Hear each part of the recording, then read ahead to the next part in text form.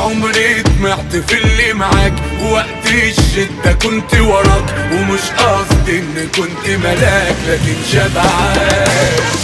وفاتح قلبي عالمكشوف وبعشق موت ومش مكسوف، كلامي دغري مش ملفوف ولا بهيج. انا صابر وصبر جديد، ومهما بتخلف المواعيد انا بضحك عنيد وسعيد واقول هانت.